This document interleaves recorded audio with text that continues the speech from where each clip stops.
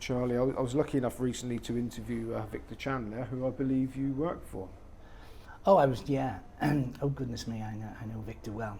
A great man, and I enjoyed a period at Victor Chandler, and of course, Victor is, sold the business then to Michael, and some people I think will say it's a lot more commercially orientated, should we say, than you, whereas, dare I say, the Victor Chandler of old, the Bet Victor of old, was a maybe more family almost. I know it sounds it is, of course, a family business, but it was you felt part of I mean, Victor was still.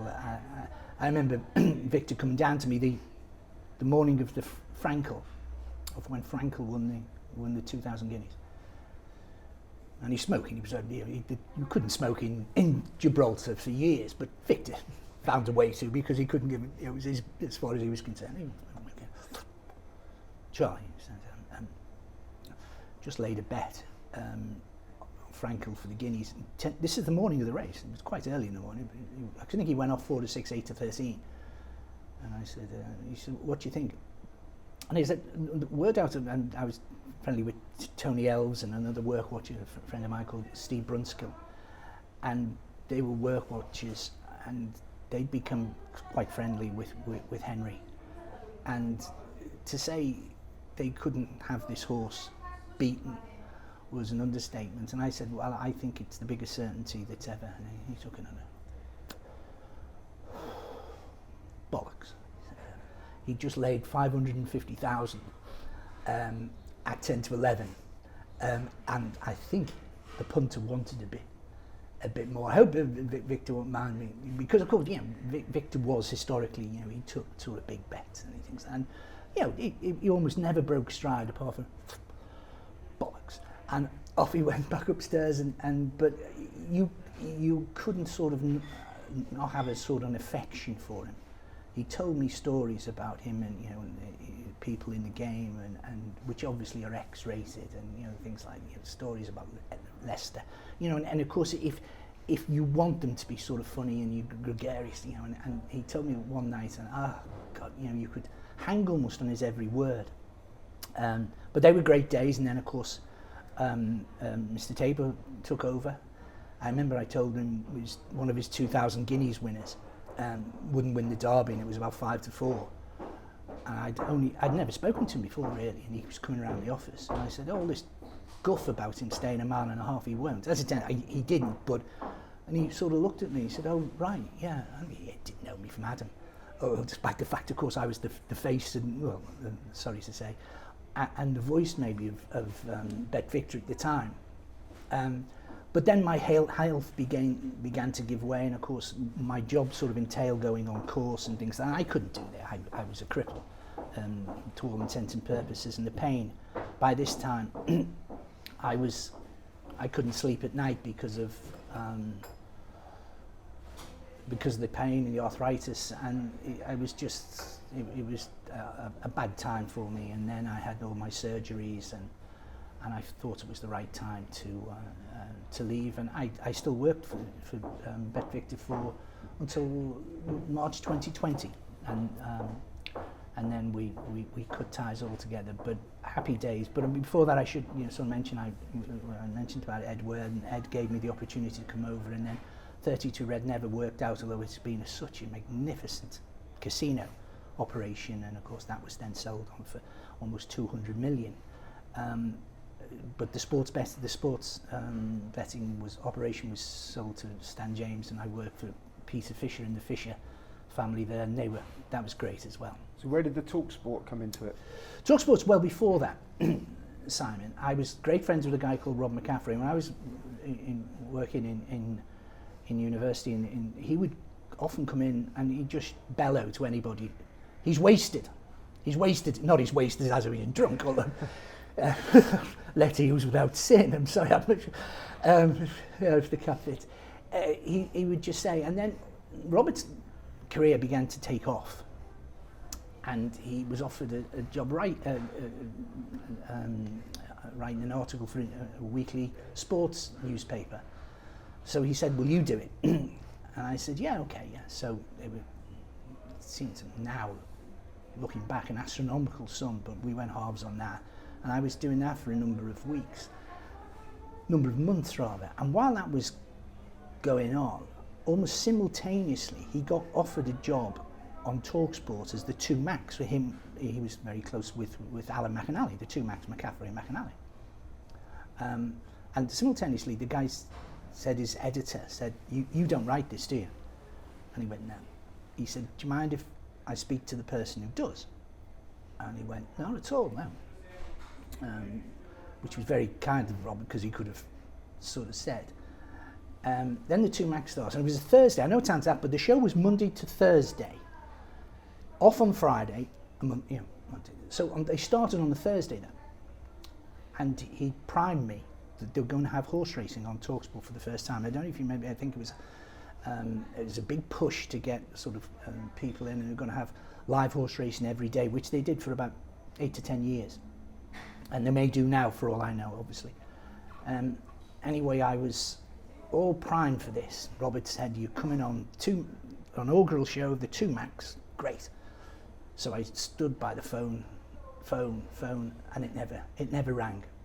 And he came off, when he came off there, he rang me and said, I'm so sorry, but the executive producer, a guy called Mike Parry, he said nobody's ever heard of Charlie McCann, so we got Peter Scudamore. I said, fine, of course. I said, I feel stupid to even think why somebody would be remotely interested. Weekend, Monday morning came, and I'm there. And the next thing you know, Robert says, no, we've had a change of heart. You're on. We didn't think Peter, however good he is, he wasn't with the sort of tone, which is maybe more jocular, more whatever. So I said, no. I said, I'm not sitting by the phone again, and going to be sort of let down again. So he said, right, fine. So that was it. Then Mike Parry rang me, and Mike can be quite persuasive, and I knew he was an Evertonian, and I'd sort of heard of him. But of course, Mike was not the persona he is now. Mike was a producer rather than, of course, he and Alan Brazil then went on to make fantastic sort of radio shows. Mike was a grizzled old journalist who had gone into sort of TalkSport and was sort of Kelvin Mackenzie's sort of right-hand man. Anyway, Mike persuaded me, and the next thing you know, I spent about 8 happy years, and I worked with some wonderful people. Mike, of course, Mike went from in front of some microphone with The Breakfast Show, Hawksby and Jacobs, Richard Kaufman, Rob Watton, lovely people, and then on Breakfast, other shows as well, and I loved it.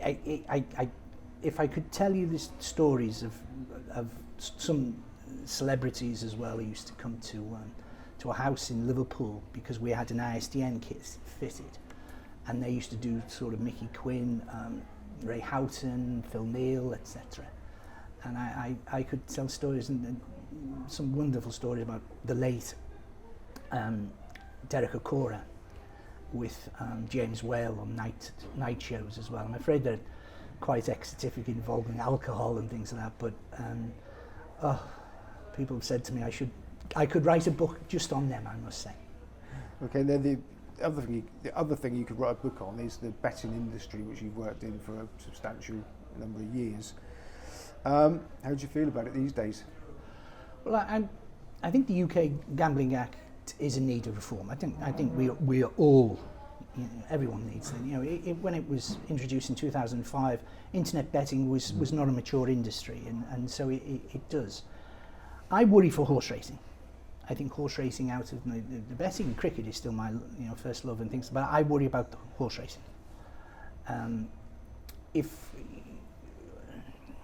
they say it's going to sort of with affordability checks and things, I'm not a great fan of the Gambling Commission. I don't think they really know. I don't think they know the sort of business. I would want them to have more guidelines, more clear guidelines as to how much, they're now saying as well, Chris Phillips saying that they're not going to bring in £100 per month affordability checks, and that will be proportionate. That is the word that Philip used, Chris Phillips used, the gambling minister used this month. But I'm worried that some of the big companies who at this moment in time sponsor sort of horse racing and contribute to sort of British horse racing, not in inconsequential amounts, that they are going to say enough. To the UK market, Peter Jackson, the CEO of Flutter Group, said it's going to stagnate. And this UK yes, of course, he's getting this in the public domain. It was in the Daily Telegraph, I believe, early March. He's trying to put the wind up the UK, up the government. I don't want companies to almost give up on the UK, right? Well, people don't want us, so we'll go to other territories. And if I had £1 for the number of times people have told me sort of Canada is the new, that's the place to be going forward, I'd probably have about £7 or £8 in the last 2 weeks. And I worry that that's the UK and the companies who have largely as shareholders, even the private companies, privately owned companies, they've got to look at the territories which are going to increase their revenues. And I worry that if the UK Gambling Act comes in and it's very, very stringent, I know that they have a difficult task because, of course, I think sports betting, which is a game of, if not luck, it is a skill. They are going to divorce that, I think, from chance and from casino games and things like that. And I'm not a casino sort of player. And one of the things I was sort of didn't fit particularly well with me was, if you were in meetings and you were saying about acquisition, and you knew getting towards the end that the acquisition was, of course, to get people into sports, but with that cross-fertilisation to sort of casino and things like that. And of course, it's quite consistent. And you have shareholders, etc., to look to, and owners, and that was slightly. I felt slightly uncomfortable. That I worry that if I'm Mr. One of the big companies, we may think, no, the UK don't want us. They don't want our taxes. They don't want, and at the same time, will I, as a punter, let's say many punters, they say I've got up to about 4 mobile applications on their phone. Will they, once they get through the affordability checks, for one, will they, right, well, I've got all this list, that was good enough for Entain, let's see if it's good enough for Flutter, let's see if it's good enough for William Hill, and you should imagine it should be fine. Single customer view is not going to come in. There was a C-level member of staff in Gibraltar, I won't mention his name, was speaking to me. I was doing some work for EGR on the subject, and he was saying that a single customer view and the sharing of data throughout the industry is easier in a less mature business. But if you've got all this sort of data going around and so many companies in the UK, that's not going to be as easy.